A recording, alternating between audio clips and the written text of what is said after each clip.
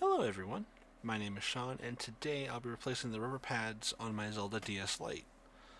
But first we have to take it apart. I want to thank you for clicking on my channel. I hope you subscribe. If not, actually probably prefer if you subscribe to my game channel, which would be linked in the description below. So, with that out of the way, I'm going to be loosening some of the screw on the battery door, or battery cover, because it's going to give me problems. I'm having problems here doing it. But there are, on the back of the DS, there are 6 screws, including the one in the battery cover, that we need to replace. So let's get to removing those.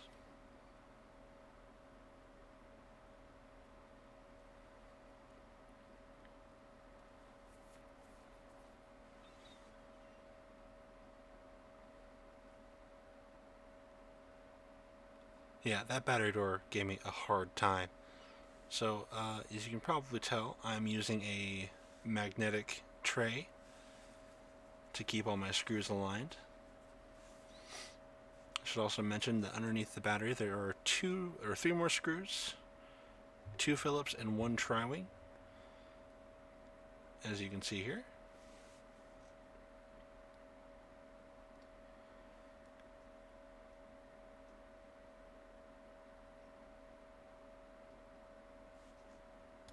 Don't forget to take the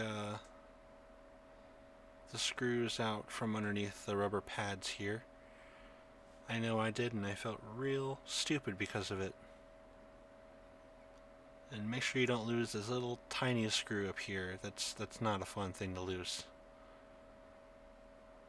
I'll put that in the magnetic tray there. Get out this little tiny, this tri-wing screw here. Wow, I could speak.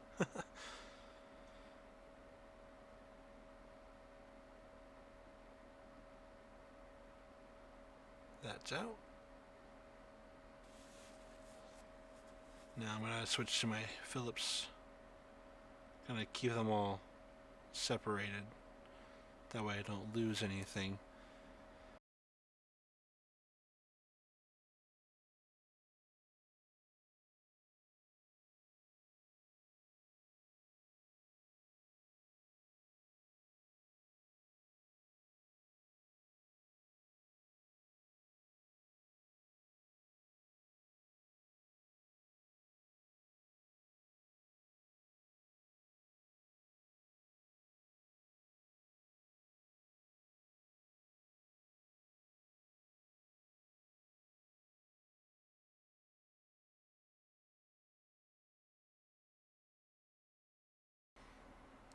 See, here I had to look up the rubber pads, or the screws under the rubber pads, and I felt really, really dumb for not remembering that those were there. I'd only ever taken this thing apart like twice now, including this one. So, nope, don't mind my head.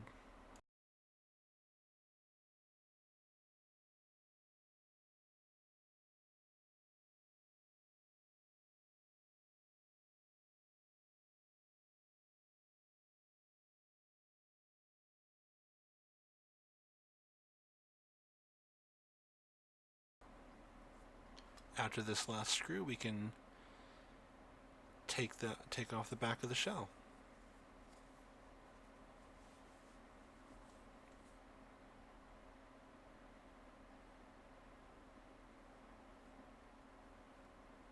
See, here I'm trying to pry it off with just my hands, but then I realized that it probably is not the best solution, and I have tools in my little thing here that allows me to just pry it open. This is called a spudger. You line it up and pop. There we go. We'll set the back of the shell aside for now. Now there are 2 screws on the motherboard. I'm going to remove these L and R buttons first. Make sure you don't lose them. 2 Phillips screws on the motherboard. Right here and here. That's the only thing in our way from replacing those pads.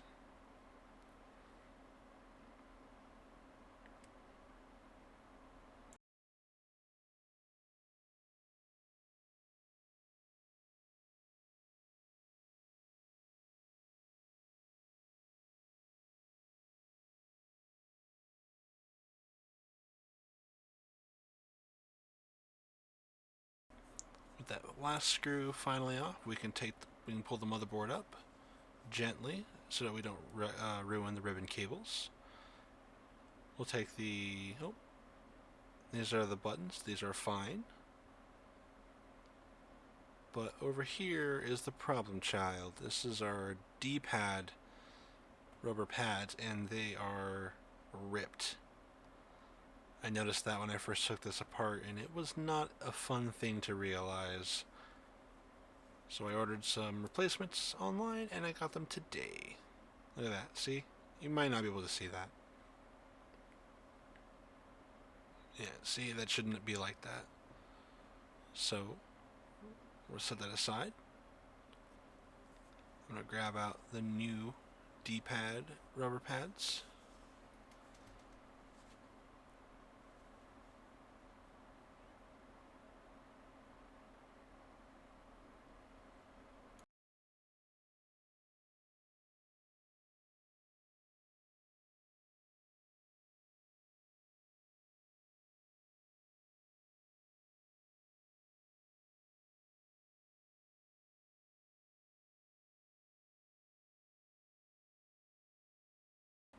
We'll just place this right here, and we've officially replaced it.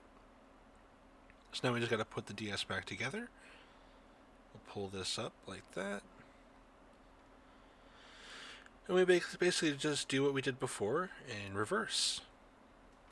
So I'm going to replace the screws, or actually I'm going to wipe everything down a little bit, make sure it's nice and clean. I'm going to grab some compressed air off the floor here.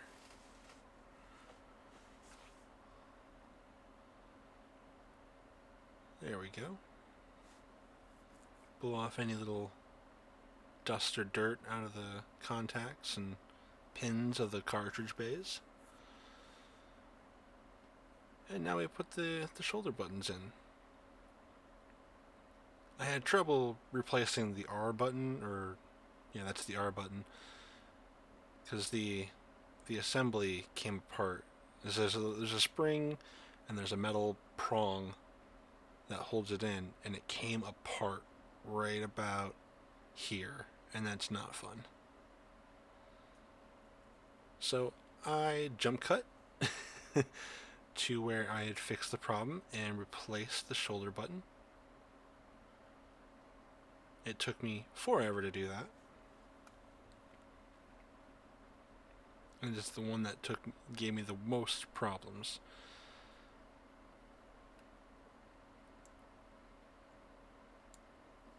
So now we just replace the two motherboard screws.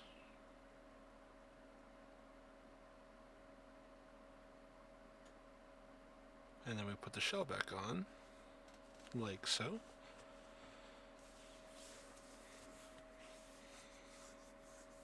You gotta make sure everything's lined up properly, that way you don't mess anything up or break anything.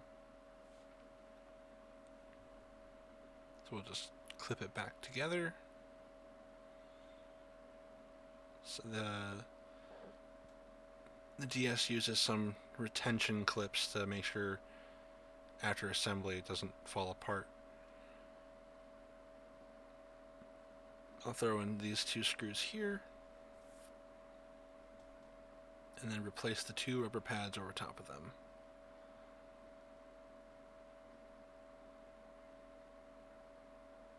Oh, maybe not yet. We'll do the screws underneath the battery cover first.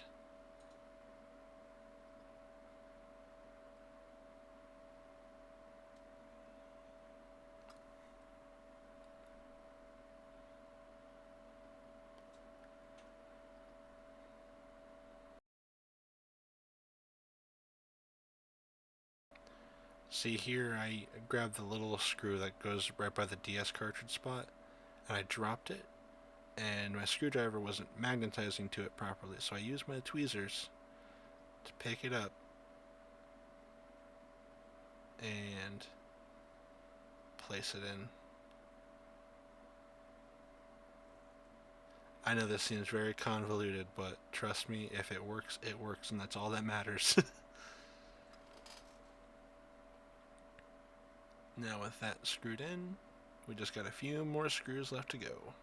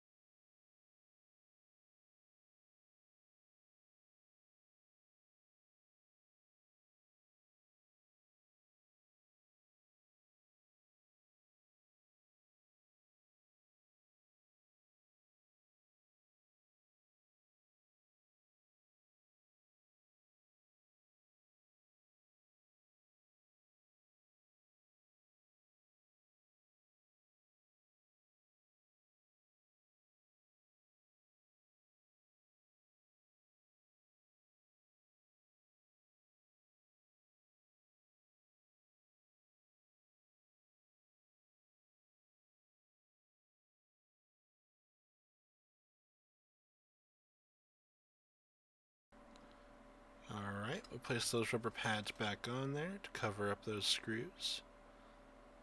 And then we should have a fully put together DS Lite.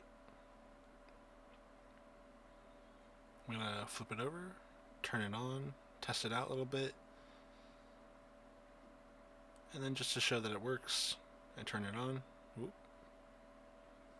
Don't know why I backed out of the camera there, but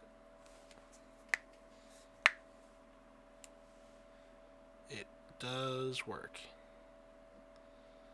I don't have an OEM stylus for this thing yet, but if anybody knows where to find one, send me a link to where I can buy it, because the only thing that I can get to match is this unholy yellow stylus that I'm using here.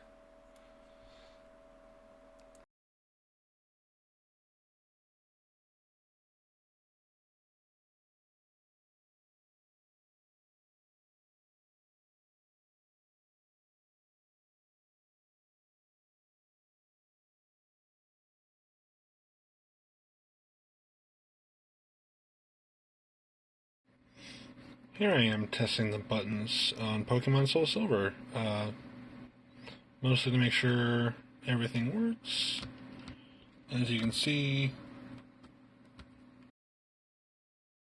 everything works. I hope to do more stuff like this in the future, so if you could, like and subscribe, and maybe there might be something else for me to take apart and fix. Check out my other channels too. Thanks for watching. Bye!